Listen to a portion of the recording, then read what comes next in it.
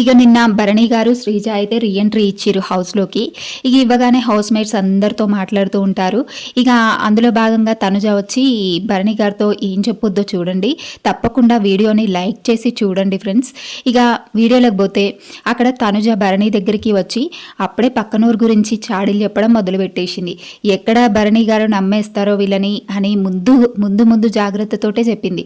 ఎవరిని హౌస్లో నమ్మొద్దు నానా అని చెప్పేసి అంటుంది. అంటే ఈమెను నమ్మమని అక్కడ ఇండైరెక్ట్గా చెప్తుంది. ఇక ఎవరి గురించి అంటే ఇమాన్యుల్ గురించి.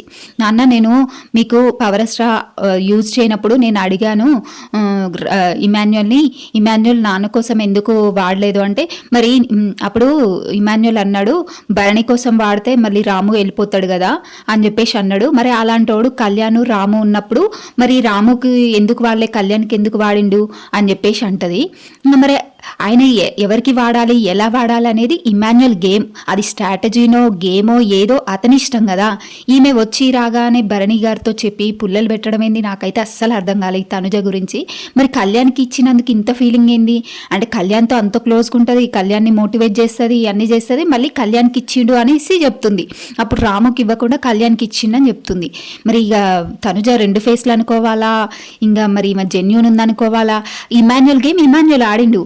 ఎందుకంటే భరణి గారికి ఎందుకు యూజ్ చేయలేదంటే ఆయన బాండింగ్లో ఉన్నాడు, ఆయనకి యూజ్ చేసినా లాభం లేదు, ఇక అట్లనే బాండింగ్లో ఉండిపోతాడు. ఇప్పుడు బయటకు వెళ్ళిండు కాబట్టి తెలుసుకొని వచ్చిండు జనాలు ఎవరు ఏమంటారు, బాండింగ్ అంటారు బయట ఆడియన్స్ కూడా అని ఇప్పుడు తెలుసుకొని లోపలికి వచ్చిండు. అది ఆయనకు ప్లస్సే కదా భరణి గారికి. అదెందుకు ఆలోచించలే తనుజ.